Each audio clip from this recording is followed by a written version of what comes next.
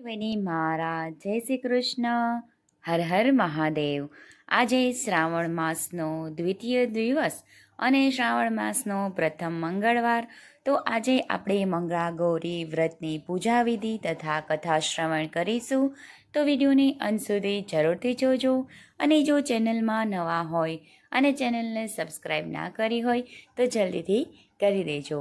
Video પસંદ આવે તો લાઈક અને શેર કરી દેજો અને કોમેન્ટમાં હર હર મહાદેવ જરૂરથી લખજો. મંગળા ગૌરી વ્રત પૂજા વિધિ. વેવિશાળ થયા પછી કન્યાએ શ્રાવણ માસના 4 મંગળવાર આ વ્રત કરવાનું હોય છે.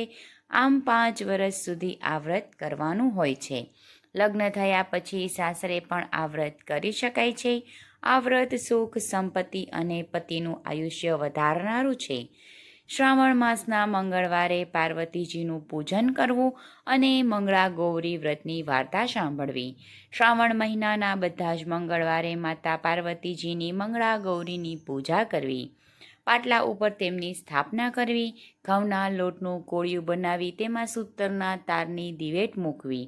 ઘી, પૂરી, દીવડો સળગાવો અને 16 બીલીપત્રો, 16 પુષ્પો અને 16 જીરાના દાણા, 16 ઘરોના પાંદડા, 16 ધતુરાના પાન અને 16 અઘેડાના પાનથી માતાજીનું પૂજન કરવું. એકટાણું કરવું અને વાંસની છાબડીમાં ફૂલ, પુષ્પ અને માતાજીની મૂર્તિ મૂકી પૂજન કરવી અને વિદ્વાનને દાન કરવું. હવે આપણે વ્રતની વાર્તા સાંભળીશું. તો ધર્મપાળ નામનો એક બ્રાહ્મણ હતો. એકવાર તેની દેવી મંગલા ગૌરીનું પૂજન કર્યું. તેના પૂજનથી દેવી પ્રસન્ન થયા અને ધર્મપાળને કહ્યું કે હે ધર્મપાળ, તે શ્રદ્ધાપૂર્વક મારું પૂજન કર્યું છે, તેથી હું પ્રસન્ન થઈ છું. તારે જે વરદાન માંગવું હોય તે માંગ. ધર્મપાળ બોલ્યા, માતાજી, મારે ધન ધાન્યની ખોટ નથી, પરંતુ એક પુત્રની ઝંખના છે. મંગળા ગૌરી બોલ્યા, ધર્મપાળ, તારા ભાગ્યમાં સંતાન જ નથી તો પુત્રની વાત જ ક્યાંથી રહી? છતાં અલ્પ આયુષ્યવાળા ગુણવાન પુત્ર, લાંબા આયુષ્યવાળો આંધળો પુત્ર અથવા તો વિધવા પુત્રી, આ 3માંથી હું ગમે તે એક માંગ. જે માંગીશ તે તને આપીશ. ધર્મપાળ બોલ્યા, માતાજી, મને અલ્પ આયુષ્યવાળો પણ ગુણવાન પુત્ર આપો, જેથી મારા અને મારી પિતૃઓની શુદ્ધિ થાય. દેવી મંગલા ગૌરીએ કહ્યું કે ધર્મપાળ, જો પાસે આ આંબા છે તેના ઉપર એક કેરી તોડી લે. ન પહોંચાય તો ગણપતિની ઘૂંટીમાં પગ ભરાવી અને તોડી લેજે. તેને એક કેરી તોડી લીધી, પણ તેનો લોભ લાગ્યો એટલે 3 વાર ગણપતિની ઘૂંટી પર પગ ભરાવી અને ઉપર ચઢ્યો અને 3 કેરીઓ તોડી. આથી ગણપતિ ક્રોધે ભરાયા અને શાપ આપ્યો કે જા, 16મે વર્ષે તારા પુત્રને સાપ કરડશે અને તે મૃત્યુ પામશે. ધર્મપાળના હાથમાં 3 કેરીઓ હતી, તેથી તે 2 અદૃશ્ય થઈ ગઈ અને માત્ર એક જ કેરી રહી. ધર્મપાળ એક કેરી લઈ અને ઘરે આવ્યો અને પોતાની પત્નીને ખવડાવી. થોડા દિવસમાં તેની પત્ની સગર્ભા થઈ અને 9 મહિને તેને રૂપાળા પુત્રને જન્મ આપ્યો. ધર્મપાળે પોતાના પુત્રનું નામ શિવ પાડ્યું. શિવ દિવસે દિવસે મોટો થતો ગયો. 10 વર્ષે તેમને જનોઈ દીધી અને તેમના મામા સાથે કાશીએ ભણવા મોકલ્યા. મામો ભાણેજ કાશીએ જવા ચાલી નીકળ્યા. જતાં જતાં એક ગામ આવ્યું. ગામના પાદરે સરખી સહિયરો રમતી હતી. તેમાં સુશીલા નામની એક ઘણી જ સુંદર રૂપાળી છોકરી હતી. બધી છોકરીઓ સૌ સાથે મળી ગજ્યો થયો. તેથી છોકરીએ તેને રાંડ ભંભાળી કહી ગાળો દેવડાવી. સુશીલાએ કહ્યું કે તમે ભલે ગાળો દો, રાંડ કહો, હું રાંડોળિયાની નથી. મારી માએ મંગળા ગૌરીનું વ્રત કર્યું છે, તેથી અમારા કુળમાં કોઈ વિધવા નહીં થાય. મંગળા ગૌરીએ જ્યાં ધૂપ ફેલાયો કે દીવાનો પ્રકાશ ફેલાયો ત્યાં પણ સુખ શાંતિ થઈ. એક છોકરીએ પૂછ્યું કે બહેન, એ વ્રત સી રીતે થાય છે? સુશીલા બોલી, શ્રાવણ મહિનાના બધા જ મંગળવારે માતા પાર્વતીજીની મંગળા ગૌરીની પૂજા કરવી. પાટલા ઉપર તેમની સ્થાપના કરવી. ઘઉંના લોટનો કોળિયો બનાવી તેના પર સૂતરના તારનો દિવેટ બનાવો. ઘી, પૂરી, દીવડો પ્રગટાવો. 16 બીલીપત્રો, 16 પુષ્પ અને 16 જીરાના દાણા, 16 ધરોના પાંદડા, 16 ધતુરાના પાંદડા, 16 અઘેડાના પાંદડાથી માતાજીનું પૂજન કરવું, એકટાણું જમવું અને વાંસની છાબડીમાં ફળ ફૂલ તથા માતાજીની મૂર્તિ મૂકી પૂજન કરવું, વિદ્વાનને દાન આપવું. સુશીલાની વાત મામાએ ભાણેજને સંભળાવી રહ્યા હતા. મામાને થયું કે જો સુશીલાના લગ્ન શિવ સાથે થાય તો તેના મૃત્યુની ઘાટ ટળી જાય. તેઓ સુશીલાના પિતા પાસે ગયા અને કન્યાનું માગું કર્યું.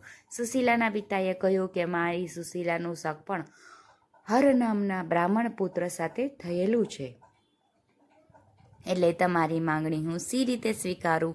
વાત સાંભળી મામા ભાણેજ નિરાશ થઈ ગયા. તેમ છતાં એ જ ગામના તળાવ પાસે સુંદર સ્થળે રહેવા લાગ્યા. થોડા દિવસમાં સુશીલાના લગ્ન લેવાયા. વિધિની ગતિ ન્યારી હોય છે, તેને કોઈ સમજી શકતું નથી. દુર્ભાગ્યે હર રોગમાં ઘેરાયેલા તેમના મા બાપ ચિંતામાં પડ્યા. તેમને શિવને જોયો એટલે લાગ્યું કે શિવના મામાએ કહ્યું કે ભાઈ, તમારા ભાણેજને મારા હરની જગ્યાએ ચોરીમાં બેસાડી મૂકો તો સારું, કારણ કે તે વ્યક્તિ સબડાયો છે. મામાએ કહ્યું કે હા, અને શિવને લગ્ન મંડપમાં બેસાડી મૂક્યો. સુશીલાના સ્વરૂપ ફળ્યા. તેમના લગ્ન શિવ સાથે થઈ ગયા. રાત્રે શિવ અને સુશીલા સૂતા હતા. શિવ ભર ઊંઘમાં હતા. તેવામાં સુશીલાને સ્વપ્ન આવ્યું. સ્વપ્નમાં દેવી મંગલાગૌરીએ કહ્યું કે સુશીલા ઉઠ, તારા પતિને નાગ કરડવા આવ્યો છે. ઝટ દૂધની વાસણી મૂકી દે એટલે તે દૂધ પી અને ચાલ્યો જશે. સુશીલા ઝબકીને જાગીને જુએ છે તો કાળો નાગ ફૂંફાણા મારતો આવી રહ્યો હતો. ઝટ તેમણે દૂધની વાસણી નાગ ઉપર મૂકી દીધી અને નાગ દૂધ પી અને ચાલ્યો ગયો. થોડી વારમાં શિવ જાગ્યા અને કહ્યું કે સુશીલા, મને ભૂખ લાગી છે. સુશીલા ઘરમાં ગઈ અને રૂપાના થાળમાં લાડુ લઈને આવી. શિવે લાડુ ખાધો, હાથ ધોઈ થાળમાં વીંટી મૂકી અને કહ્યું કે લે, થાળી મૂકી દે.